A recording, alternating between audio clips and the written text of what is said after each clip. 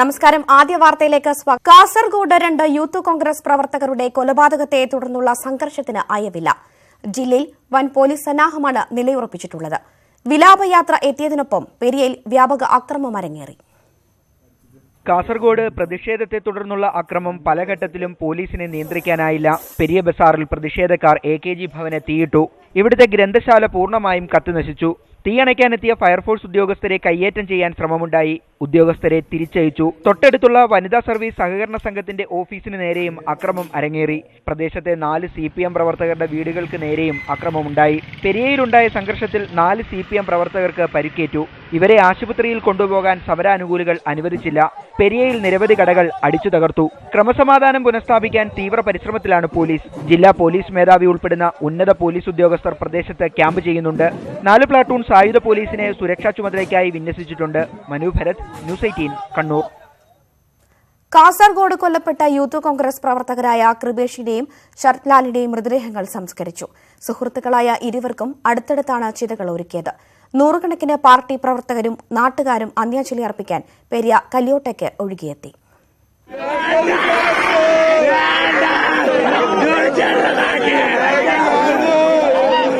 വികാരഭരിതമായ അന്തരീക്ഷത്തിലായിരുന്നു സംസ്കാര ചടങ്ങുകൾ.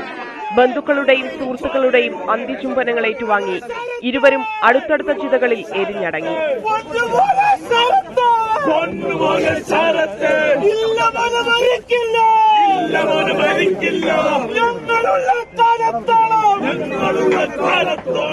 ഉച്ചയ്ക്ക് 12:30 പോസ്റ്റ്മോർട്ടം നടപടികൾ പൂർത്തിയായത്.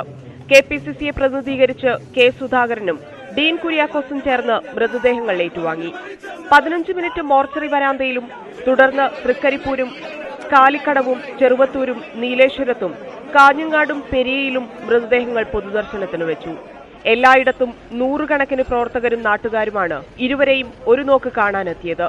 വിലാപയാത്ര പെരിയ പിന്നിട്ട് സംസ്കാരം നടക്കുന്ന കല്യാട്ടെത്തിയതോടെ പ്രവർത്തകരുടെ വികാരം അണപൊട്ടി.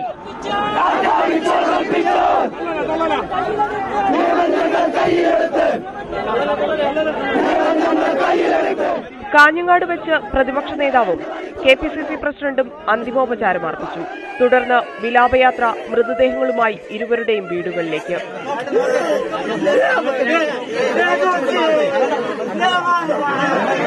അതിനുശേഷമാണ് കല്യാട്ട് കൂരാങ്കരയിൽ പ്രത്യേകം തയ്യാറാക്കിയിടത്ത് ഇരുവരെയും സംസ്കരിച്ചത്. ന്യൂസ് 18, കാസർഗോഡ്.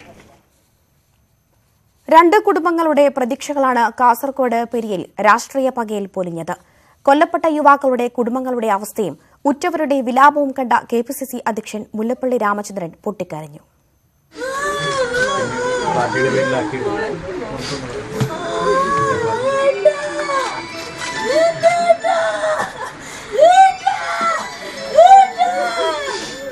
നേതാക്കൾ മാത്രമല്ല, കണ്ടുനിന്നവരെല്ലാം കരഞ്ഞു. കൊല്ലപ്പെട്ട ശരത്ലാലിന്റെ അച്ഛന്റെയും സഹോദരിയുടെയും വിലാപം അത്രമേൽ ഹൃദയം പിളർക്കുന്നതായിരുന്നു. പഠനം കഴിഞ്ഞ് ജോലി അന്വേഷണത്തിലായിരുന്നു ശരത്ലാൽ. ഒരു സാധാരണ കർഷക കുടുംബത്തിന്റെ ഏക പ്രതീക്ഷയായിരുന്നു ആ യുവാവ്. അതിലേറെ വേദനിപ്പിക്കുന്നതാണ് കൃപേഷിന്റെ വീടിന്റെ അവസ്ഥ. പോളിടെക്നിക് വിദ്യാർത്ഥിയായ കൃപേഷ് അച്ഛനും അമ്മയ്ക്കും സഹോദരിമാർക്കുമൊപ്പം ഈ കുടിലിലാണ് കഴിഞ്ഞിരുന്നത്.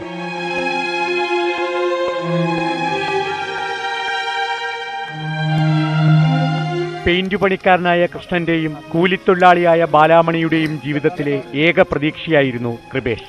മകന് ജോലി കിട്ടി ഓടിട്ട ഒരു വീടുണ്ടാക്കണം. അതുമാത്രമായിരുന്നു ആ മാതാപിതാക്കളുടെ മോഹം.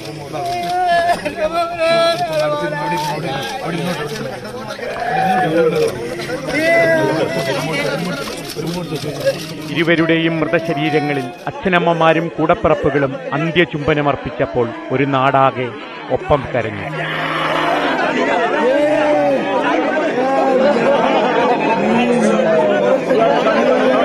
ചോരക്കൊതി മാറാത്ത രാഷ്ട്രീയ പകയിൽ എരിഞ്ഞടങ്ങിയത് 2 ചെറുപ്പക്കാരുടെ ജീവൻ മാത്രമല്ല, 2 കുടുംബങ്ങളുടെ എല്ലാ സ്വപ്നങ്ങളുമാണ്. ന്യൂസ് 18, കാസർഗോഡ്. കാസർഗോഡ് ഇരട്ടക്കൊലപാതകത്തിൽ ഇടതുമുന്നണിയിലെ ഘടകകക്ഷികൾ കടുത്ത അതിർത്തിയിൽ. കാനം രാജേന്ദ്രന്റെ വടക്കൻ മേഖലാ ജാഥ കാസർഗോഡ് ജില്ല വിടുമുൻപ് തന്നെ നടന്ന കൊലപാതകം യാത്രയുടെ പ്രസക്തി കുറച്ചു. സ്വീകരണ വേദികൾ കൊലപാതകങ്ങൾക്ക് മറുപടി പറയാനുള്ള വേദിയായി മാറിയതിലുള്ള അതൃപ്തി CPI തുറന്നു പറഞ്ഞു. കാനം രാജേന്ദ്രൻ നയിക്കുന്ന വടക്കൻ മേഖലാ ജാഥ മഞ്ചേശ്വരത്ത് നിന്നാരംഭിച്ച് മണിക്കൂറുകൾ മാത്രം പിന്നിട്ടപ്പോഴാണ് നാടിനെ നടുക്കിയ ഇരട്ടക്കൊല. ശബരിമല വിഷയത്തെ അതിജീവിച്ച് മുന്നോട്ടു പോകുന്നതിനിടയിൽ നടന്ന കൊലപാതകങ്ങൾ മുന്നണിയെ ഒന്നടങ്കം പ്രതിരോധത്തിലാക്കി. കേന്ദ്ര സർക്കാരിന്റെ നയങ്ങൾക്കെതിരെ മുദ്രാവാക്യങ്ങൾ ഉയർത്തി ആരംഭിച്ച ജാഥയുടെ ശ്രദ്ധ തിരിക്കുന്നതാണ് കൊലപാതകങ്ങളെന്നാണ് ഘടകകക്ഷികളുടെ അഭിപ്രായം. റവന്യൂ മന്ത്രി ഇ ചന്ദ്രശേഖരന്റെ പ്രതികരണത്തിൽ തന്നെ ഇത് വ്യക്തം. ഏതായാലും വളരെയേറെ ദൗർഭാഗ്യകരമായ സംഭവമാണ് ഉണ്ടായത്. ഒരു കാരണവശാലും കൊലപാതകത്തെയും കൊലപാതകവുമായി ബന്ധപ്പെട്ട് നടത്തുന്ന ഏത് രാഷ്ട്രീയമുണ്ടെങ്കിലും ആ രാഷ്ട്രീയ പ്രവർത്തനത്തെയും നമുക്ക് അംഗീകരിക്കാൻ കഴിയത്തില്ല. അല്ല, ഞാൻ പറഞ്ഞത് ഈ കാര്യം നമ്മൾ പരമാവധി വകതിരിവോടെ പെരുമാറണമെന്ന അഭിപ്രായമാണ്. ജാഥയുടെ സ്വീകരണ വേദികളിൽ ഇനി ഇതിന്റെ ന്യായീകരണം കൂടി നിരത്തേണ്ടി വരുമെന്നതാണ് ഘടകകക്ഷികളെ വെട്ടിലാക്കുന്നത്. ഈ അതൃപ്തി കൂടി തിരിച്ചറിഞ്ഞാണ് CPM അക്രമികളെ തള്ളിപ്പറഞ്ഞത്. എന്നാൽ ഇതുകൊണ്ടൊന്നും പ്രതിസന്ധി മറികടക്കാൻ കഴിയില്ലെന്ന് മുന്നണി നേതൃത്വം തിരിച്ചറിയുന്നു. തെരഞ്ഞെടുപ്പെടുത്തതിനാൽ CPMനോടുള്ള അതൃപ്തി മറ്റ് ഘടകകക്ഷി നേതാക്കൾ പരസ്യമാക്കാൻ സാധ്യതയില്ല. കൊലപാതകികളെ വേഗത്തിൽ പിടികൂടുന്നതിനൊപ്പം തന്നെ അവർ CPM പ്രവർത്തകരാണെങ്കിൽ പുറത്താക്കണമെന്ന ആവശ്യവും ഘടകകക്ഷികൾക്കുണ്ട്. CPI ഇക്കാര്യം CPMനോട് ആവശ്യപ്പെട്ടതായാണ് വിവരം. ന്യൂസ് 18 തിരുവനന്തപുരം. അരിയൽ ഷുക്കൂർ വധക്കേസ് തലശ്ശേരി കോടതി ഇന്ന് പരിഗണിക്കും. CPM കണ്ണൂർ ജില്ലാ secretary P. Jayarajan, TV Rajesh MLA എന്നിവർ പ്രതികളായ കേസ് എറണാകുളം CJM കോടതിയിലേക്ക് മാറ്റണമെന്ന് CBI ആവശ്യപ്പെട്ടിരുന്നു. CBIയുടെ ഈ വാദം കോടതി ഇന്ന് പരിഗണിക്കും. P. ജയരാജൻ, TV രാജേഷ് എന്നിവർ ഉൾപ്പെടെ 6 പ്രതികൾ വിടുതൽ ഹർജി സമർപ്പിച്ചിട്ടുണ്ട്. തലശ്ശേരി പ്രിൻസിപ്പൽ സെഷൻസ് കോടതിയാണ് കേസ് പരിഗണിക്കുന്നത്. CPM നേതാക്കൾക്കെതിരെ ക്രിമിനൽ ഗൂഢാലോചന കുറ്റം ചുമത്തിയുള്ള അനുബന്ധ കുറ്റപത്രം CBI നേരത്തെ സമർപ്പിച്ചിരുന്നു. പുൽവാമയിൽ 40 ഇന്ത്യൻ സൈനികരുടെ ജീവനെടുത്ത ചാവേർ ആക്രമണത്തിന് ഉപയോഗിച്ച സ്ഫോടക വസ്തു പാക് പ്രതിരോധ സേനയിൽ നിന്നും ശേഖരിച്ചതാണെന്ന് റിപ്പോർട്ട്. ഇന്ത്യൻ ഫോറൻസിക് സംഘം നടത്തിയ പരിശോധനയിലാണ് ഇക്കാര്യം വ്യക്തമായത്. സൈന്യം ഉപയോഗിക്കുന്ന തീവ്രതയേറിയ RDX ആണ് സ്ഫോടനത്തിനായി ഭീകരർ ഉപയോഗിച്ചത്. ഇതിനാലാണ് ദുരന്തത്തിന്റെ ആഘാതം വർദ്ധിച്ചത്. മാരുതി ഇക്കോ വാനിലാണ് സ്ഫോടക വസ്തുക്കൾ നിറച്ചിരുന്നത്.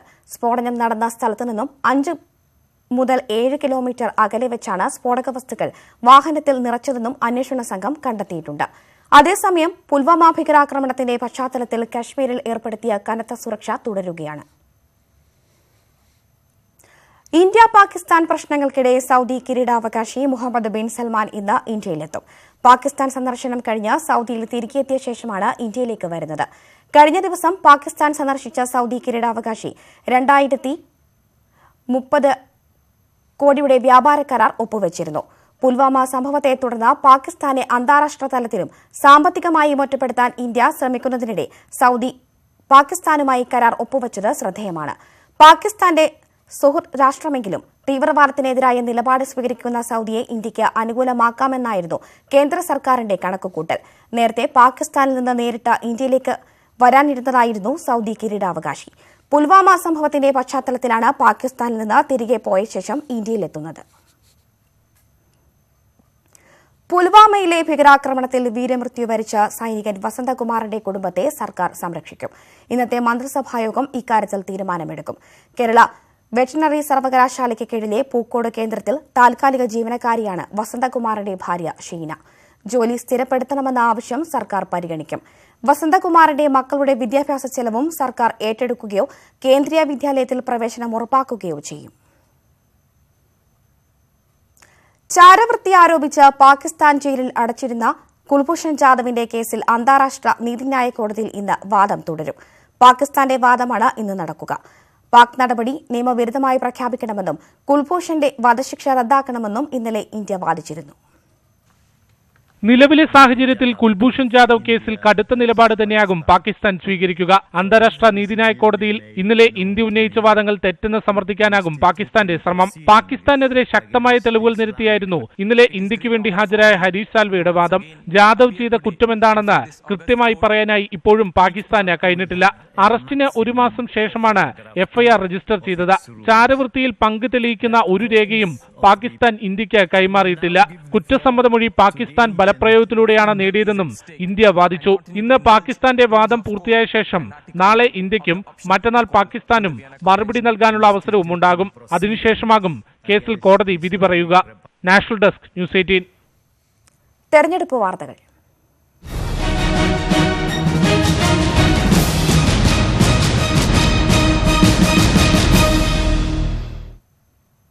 മഹാരാഷ്ട്രയിൽ മഹാരാഷ്ട്രയിൽ ശിവസേനയും ബിജെപിയും ഒന്നിച്ചു. പിണക്കങ്ങളെല്ലാം മറന്ന് ലോക്സഭാ തെരഞ്ഞെടുപ്പിൽ സഖ്യമായി മത്സരിക്കാൻ ഇരു പാർട്ടികളും തീരുമാനിച്ചു. അമിത്ഷായും ഉദ്ധവ് താക്കറെയും സംയുക്ത വാർത്താ സമ്മേളനത്തിൽ സഖ്യ തീരുമാനം പ്രഖ്യാപിച്ചു. ഉത്തർപ്രദേശ് കഴിഞ്ഞാൽ രാജ്യത്ത് ഏറ്റവും കൂടുതൽ ലോക്സഭാ മണ്ഡലങ്ങളുള്ള സംസ്ഥാനമാണ് മഹാരാഷ്ട്ര. കഴിഞ്ഞ ലോക്സഭാ തെരഞ്ഞെടുപ്പിൽ 48-ൽ 42 സീറ്റും ശിവസേന ബിജെപി സഖ്യമാണ് നേടിയത്. പക്ഷേ പിന്നീട് നടന്ന നിയമസഭാ തെരഞ്ഞെടുപ്പിൽ സഖ്യം പിളർന്നു. ശിവസേന ഒറ്റയ്ക്ക് മത്സരിച്ചു. മോഡി സർക്കാരിന്റെ ഏറ്റവും വലിയ വിമർശകരായി മാറി പിന്നീട് ശിവസേന. ഇത്തവണ ലോക്സഭാ തെരഞ്ഞെടുപ്പിലെ പിന്തുണയ്ക്കായി ബിജെപിക്ക് മുന്നിൽ കടുത്ത ഉപാധികളാണ് ശിവസേന വെച്ചത്. ഈ ഉപാധികൾ മിക്കതും അംഗീകരിച്ചുകൊണ്ടാണ് ഇപ്പോൾ സഖ്യമുണ്ടാക്കിയിരിക്കുന്നത്. भारतीय जनता पार्टी और शिवसेना के करोड़ों कार्यकर्ताओं के मन की इच्छा की पूर्ति हो रही। सभी कार्यकर्ता चाहते थे कि सेना और भाजपा एक युति बनाकर लड़े और केंद्र में और महाराष्ट्र में फिर से सेना भाजपा युति एनडीए की सरकार। കഴിഞ്ഞയാഴ്ച മഹാരാഷ്ട്ര മുഖ്യമന്ത്രി ദേവേന്ദ്ര ഫഡ്നാവിസും ശിവസേന തലവൻ ഉദ്ധവ് താക്കറെയും തമ്മിൽ കണ്ടതോടെയാണ് സഖ്യത്തിന് വഴി തുറന്നത്. നിയമസഭാ തെരഞ്ഞെടുപ്പിൽ 50-50 എന്ന നിലയിൽ സീറ്റുകൾ വീതിക്കും. മുഖ്യമന്ത്രി സ്ഥാനം 2.5 വർഷത്തിനു ശേഷം വെച്ചുമാറും. ലോക്സഭാ തെരഞ്ഞെടുപ്പിൽ ബിജെപി 25 സീറ്റുകളിലും ശിവസേന 23 സീറ്റുകളിലും മത്സരിക്കും. സഖ്യമുണ്ടാക്കിയില്ലെങ്കിൽ കനത്ത തിരിച്ചടിയുണ്ടാകുമെന്ന തിരിച്ചറിവാണ് നിലപാടുകളിൽ അയവ് വരുത്താൻ ഇരു പാർട്ടികളെയും പ്രേരിപ്പിച്ചത്. News desk news 18. മുസ്ലിം ലീഗിന്റെ അനുനയ നീക്കത്തിന് വഴങ്ങാതെ പി.ജെ. ജോസഫ്. അധിക സീറ്റ് ആവശ്യം കോൺഗ്രസ് അംഗീകരിച്ചില്ലെങ്കിൽ കേരള കോൺഗ്രസിനുള്ള ഏക സീറ്റ് വിട്ടുകിട്ടണമെന്നാണ് ജോസഫ് വയ്ക്കുന്ന ഉപാധി. പാർട്ടി പിളർന്നാലും കോട്ടയം വിട്ടു നൽകില്ല എന്ന കടുത്ത നിലപാടിലാണ് മാണി വിഭാഗം. കോൺഗ്രസ് ആവശ്യപ്രകാരമാണ് കെ.എം. മാണിയുമായും പി.ജെ. ജോസഫുമായും ലീഗ് നേതൃത്വം പ്രത്യേകം ചർച്ച നടത്തിയത്. പി.കെ. കുഞ്ഞാലിക്കുട്ടിക്കും എം.കെ. മുനീറിനു മുന്നിൽ ജോസഫ് വച്ച ഉപാധികൾ ഇങ്ങനെ: ഒന്നുകിൽ അധിക സീറ്റ് ആവശ്യം അംഗീകരിക്കണം, പറ്റില്ലെങ്കിൽ കേരള കോൺഗ്രസിനുള്ള ഒരു സീറ്റ് വിട്ടു നൽകാൻ കെ.എം. മാണി വിഭാഗം തയ്യാറാകണം. കോട്ടയം സീറ്റ് ചാലക്കുടിയുമായോ ഇടുക്കിയുമായോ വെച്ചുമാറാൻ കോൺഗ്രസും സമ്മതിക്കണം. അതിന് കെ.എം. മാണിയുടെ മറുപടി ഇങ്ങനെ: അധിക സീറ്റ് കിട്ടിയാൽ അത് വിട്ടു നൽകാം. പാർട്ടിയുടെ ഹൃദയമാണ് കോട്ടയം സീറ്റ്, ഹൃദയം പറിച്ചു നൽകാനാവില്ല. മാണിക്കൊപ്പം ജോസ് കെ മാണിയും ചർച്ചയിൽ പങ്കെടുത്തു. മാണി സാറേറ്റ് നടന്നത് പോലും ഒരു ഫോർമൽ ചർച്ച അല്ലല്ലോ. അത് വളരെ സൗഹൃദ സംഭാഷണം മാത്രമായിരുന്നു. ലീഗിന്റെ 3ാം സീറ്റ് ഒന്നും ഇന്നിവിടെ വിഷയമല്ല. UDFന്റെ യോഗം ഇല്ലല്ലോ. മുന്നണി വിട്ട കേരള കോൺഗ്രസിനെ മടക്കിക്കൊണ്ടുവരാൻ ഇടനില നിന്ന ലീഗിനെ അനുനയ നീക്കം ഏൽപ്പിച്ചത് കേരള കോൺഗ്രസിൽ പിളർപ്പിനുള്ള സാധ്യത കൂടി മുന്നിൽ കണ്ടാണ്. അന്ന് കെ.എം. മാണിയുടെ ഇടതുമുന്നണി പ്രവേശന നീക്കം തടഞ്ഞ് അനുനയത്തിനൊപ്പം നിന്ന ജോസഫിനെ അനുനയിപ്പിക്കാമെന്ന പ്രതീക്ഷ ലീഗ് കൈവിട്ടിട്ടില്ല. കാസർഗോഡ് ഇരട്ടക്കൊലപാതകത്തെ തുടർന്ന് മാറ്റിവെച്ച ഉഭയകക്ഷി ചർച്ച ഈ മാസം 26 നടത്താനാണ് UDF ആലോചിക്കുന്നത്. ഇടുക്കിയിലോ ചാലക്കുടിയിലോ മത്സരിച്ചു ജയിക്കുക, UPA സർക്കാർ വന്നാൽ കേന്ദ്രമന്ത്രിയാവുക. പി.ജെ. ജോസഫിന്റെ മനസ്സിലിരിപ്പ് ഇതാണ്. ഈ സാധ്യത തിരിച്ചറിഞ്ഞു തന്നെയാണ് പാർട്ടി പിളർന്നാലും ജോസഫിന് സീറ്റ് വിട്ടു നൽകില്ല എന്ന ഉറച്ച നിലപാടിൽ മാണി വിഭാഗം നിൽക്കുന്നത്. R Kiran Babu, political bureau, news 18. Lok Sabha തെരഞ്ഞെടുപ്പിൽ മത്സരിക്കാനില്ലെന്ന് പ്രഖ്യാപിച്ച് കെ. സുരേഷ് കുറുപ്പ് MLA. കോട്ടയത്ത് സ്ഥാനാർത്ഥിയായി സുരേഷ് കുറുപ്പിന്റെ പേര് പരിഗണിക്കുന്നു എന്ന അഭ്യൂഹങ്ങൾക്ക് ഇടെയാണ് ഇദ്ദേഹത്തിന്റെ നിലപാട് പ്രഖ്യാപനം. കോട്ടയത്തെ പ്രതിനിധീകരിച്ച് 4 തവണ ലോക്സഭയിലേക്ക് സുരേഷ് കുറുപ്പ് വിജയിച്ചിരുന്നു. സ്ഥാനാർത്ഥി നിർണയ ചർച്ചകൾ ചൂടുപിടിക്കുന്നതിനിടെ കോട്ടയം ലോക്സഭാ മണ്ഡലത്തിൽ LDF സ്ഥാനാർത്ഥിയായി കെ. സുരേഷ് കുറുപ്പിന്റെ പേര് ഉയർന്നു വന്നിരുന്നു. കഴിഞ്ഞ തവണ ജനതാദൾ മത്സരിച്ച സീറ്റ് തിരികെ നൽകുന്ന കാര്യത്തിൽ ധാരണയായതായി CPM ജില്ലാ നേതൃത്വം വ്യക്തമാക്കിയിരുന്നു. ഇതോടെയാണ് സിറ്റിംഗ് MLA ആയ സുരേഷ് കുറുപ്പിന്റെ പേരും ഉയർന്നു വന്നത്. സുരേഷ് കുറുപ്പ് ന്യൂസ് 18 മുന്നിൽ മനസ്സ് തുറന്നതിങ്ങനെ: പാർലമെന്ററി പ്രവർത്തനം പാർട്ടി ഏൽപ്പിക്കുന്ന ഒരു ഉത്തരവാദിത്വം അത് കഴിവിന്റെ പരമാവധി ഉപയോഗിച്ച് ചെയ്യുക എന്നതേ ഞാൻ വിചാരിച്ചിട്ടുള്ളൂ. അല്ലാതെ മറ്റൊരു കാര്യം അങ്ങനെ ആലോചിച്ചിട്ടില്ല. ഇത്തവണ ഒരു മത്സരരംഗത്തുണ്ടാവില്ല. വ്യക്തിപരമായി ചോദിച്ചാലില്ല. ഇല്ല, നിലവിൽ നിയമസഭാ അംഗമാണ്. അങ്ങനെ ഒരു മാറി പാർട്ടി ചിന്തിക്കേണ്ട കാര്യമില്ല എന്നാണ് എന്റെ വിശ്വാസം. സുരേഷ് കുറുപ്പിന്റെ വിജയസാധ്യത തന്നെയാണ് സാധ്യതാ പട്ടികയിൽ ഇടം നേടാൻ കാരണം. സുരേഷ് കുറുപ്പ് കോട്ടയത്ത് നിന്ന് ജയിച്ചാൽ VN വാസവൻ ഏറ്റുമാനൂരിൽ നിന്ന് നിയമസഭയിലേക്ക് ജനവിധി തേടുമെന്നുവരെ അഭ്യൂഹമുയർന്നിരുന്നു. ജനാധിപത്യ കേരള കോൺഗ്രസ് പ്രതിനിധി ഫ്രാൻസിസ് ജോർജിന്റെ പേരും ഇടത് ക്യാമ്പുകളിൽ സജീവ ചർച്ചയാണ്. ശബരിമല പ്രശ്നത്തിൽ NSS സർക്കാരിനോട് ഇടഞ്ഞു നിൽക്കുമ്പോൾ NSSന് താൽപര്യമുള്ള സ്ഥാനാർത്ഥി എന്ന നിലയിൽ കൂടിയാണ് സുരേഷ് കുറുപ്പിന്റെ പേര് ചർച്ചയായത്. G Sreejith, news 18 Kottayam. Kozhikode seat BDJSന് നൽകുന്നതിനെ ചൊല്ലി BJPയിൽ കലാപം. MK രാഘവന് വോട്ട് മറിക്കാൻ BDJSന് വേണ്ടി സംസ്ഥാന പ്രസിഡന്റ് PS ശ്രീധരൻപിള്ള നീക്കം നടത്തുന്നു എന്നാണ് മറുഭാഗത്തിന്റെ ആരോപണം. കോഴിക്കോട് കിട്ടിയാലും ഇല്ലെങ്കിലും കുഴപ്പമില്ലെന്നാണ് BDJS നിലപാട്. എന്നിട്ടും കോഴിക്കോട് BDJSന് നൽകുന്നത് എന്തിനെന്നാണ് BJPയിൽ ഒരു വിഭാഗം ചോദിക്കുന്നത്. കോൺഗ്രസിന്റെ MK രാഘവന് വോട്ട് മറിക്കാനുള്ള നീക്കമാണിതിന് പിന്നിലെന്നാണ് ആരോപണം. നീക്കത്തിന് പിന്നിൽ BJP സംസ്ഥാന പ്രസിഡന്റ് PS ശ്രീധരൻപിള്ളയാണെന്ന് മറുവിഭാഗം പറയുന്നു. കോഴിക്കോട് സീറ്റ് വിട്ടു നൽകുന്നതിനെതിരെ V മുരളീധരൻ പക്ഷത്തിന് കടുത്ത അമർഷമുണ്ട്. വയനാട് സീറ്റ് അവകാശപ്പെട്ട് BDJS നേരത്തെ രംഗത്ത് വന്നിരുന്നു. സീറ്റ് ധാരണയായില്ലെന്ന് BJP നേതാക്കൾ ആവർത്തിച്ചു വ്യക്തമാക്കുന്നതിനിടെയായിരുന്നു BDJSന്റെ അവകാശവാദം. എന്നാൽ പാർട്ടിക്കകത്ത് ഒരു തർക്കവുമില്ലെന്നാണ് BJP നേതാക്കളുടെ പ്രതികരണം.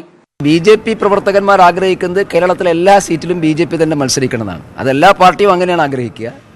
പക്ഷേ BDJSുമായിട്ടുള്ള ധാരണ അവസാന ഘട്ടത്തിലാണ്. ഏതാണ്ട് ഏറെക്കുറെ സീറ്റുകളെ സംബന്ധിച്ചുള്ള തീരുമാനമുണ്ടായിട്ടുണ്ട്. ന്യൂസ് 18 കോഴിക്കോട്.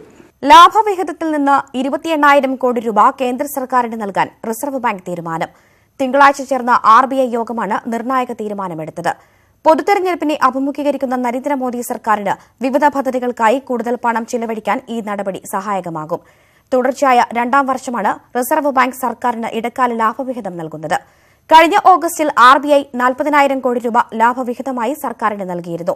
മോദി സർക്കാർ വികസന പദ്ധതികൾക്കായി റിസർവ് ബാങ്കിന്റെ കരുതൽ ശേഖരത്തിൽ നിന്ന് 1 ലക്ഷം കോടി രൂപ ആവശ്യപ്പെട്ടത് സംബന്ധിച്ച അഭിപ്രായ വ്യത്യാസമാണ് മുൻ RBI ഗവർണർ ഉർജിത് പട്ടേലിന്റെ രാജിയിൽ കലാശിച്ചത്. CBI ഇടക്കാല ഡയറക്ടറായി നാഗേശ്വര റാവുവിനെ നിയമിച്ചത് ചോദ്യം ചെയ്ത് നൽകിയ ഹർജിയിൽ സുപ്രീംകോടതി വിധി ഇന്ന്. ഇടക്കാല ഡയറക്ടർമാരെ നിയമിക്കുന്നതിൽ മാർഗനിർദ്ദേശങ്ങൾ പുറപ്പെടുവിക്കണമെന്നും ഹർജിയിൽ ആവശ്യമുണ്ട്. ഇന്നലെയായിരുന്നു വിധി പറയാൻ തീരുമാനിച്ചത്. എന്നാൽ ബെഞ്ചിലെ അധ്യക്ഷൻ ജസ്റ്റിസ് അരുൺ മിശ്ര അവധിയായതിനെ തുടർന്ന് വിധി പറയുന്നത് ഇന്നത്തേക്ക് മാറ്റുകയായിരുന്നു. പുതുച്ചേരിയിലെ ഭരണ പ്രതിസന്ധിക്ക് താൽക്കാലിക വിരാമം. മുഖ്യമന്ത്രി V നാരായണസ്വാമിയുടെ നേതൃത്വത്തിൽ നടത്തിവന്ന സമരം പിൻവലിച്ചു. ലഫ്റ്റനന്റ് ഗവർണർ കിരൺ ബേദിയുമായി നടത്തിയ ചർച്ചയെ തുടർന്നാണ് തീരുമാനം.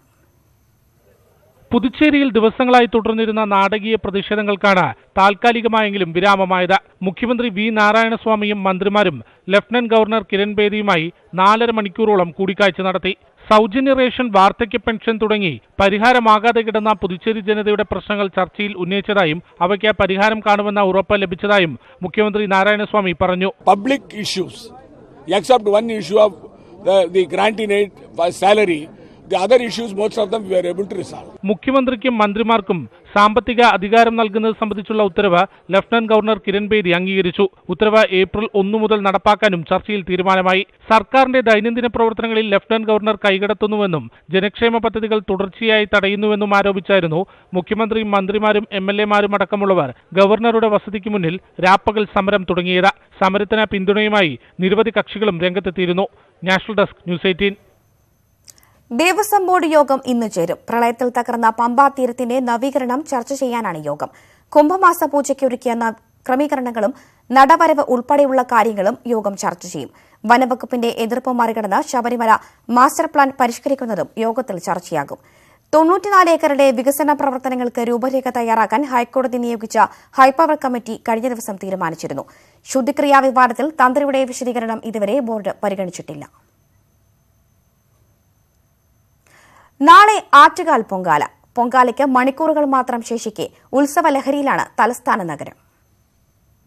ദേവീ ദർശനത്തിന് ആറ്റുകാൽ ക്ഷേത്രത്തിലേക്ക് ഭക്തജന പ്രവാഹമാണ്. പൊങ്കാലയ്ക്ക് മണിക്കൂറുകൾക്ക് മുമ്പേ ക്ഷേത്രമുറ്റത്ത് ഇഷ്ടികകളും മൺകലങ്ങളും നിരന്നു കഴിഞ്ഞു.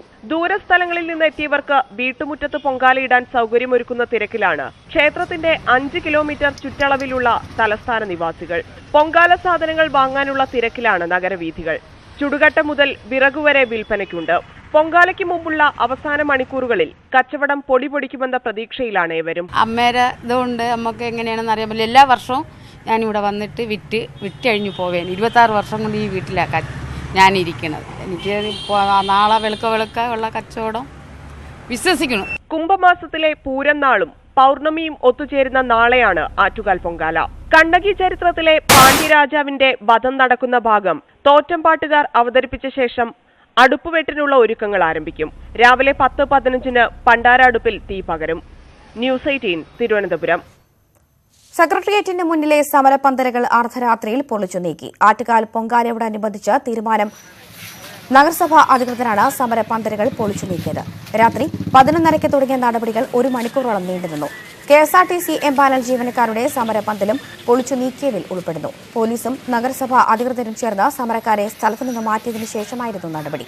സമരപന്തലിൽ നിന്നും പിന്മാറാൻ തയ്യാറാകാത്തവരെ ബലം പ്രയോഗിച്ച് നീക്കം ചെയ്തു. 6 ലോഡ് സാധന സാമഗ്രികളാണ് സ്ഥലത്തു നിന്നും നീക്കം ചെയ്തത്.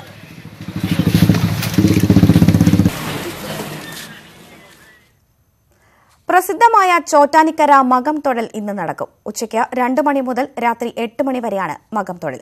മകം തൊഴാൻ സംസ്ഥാനത്തിന്റെ വിവിധ ഭാഗങ്ങളിൽ നിന്ന് ആയിരക്കണക്കിന് സ്ത്രീകളാണ് ചോറ്റാനിക്കരയിലെത്തുക. തിരക്ക് പരിഗണിച്ച് വൻ സുരക്ഷാ ക്രമീകരണങ്ങൾ പോലീസ് ഒരുക്കിയിട്ടുണ്ട്.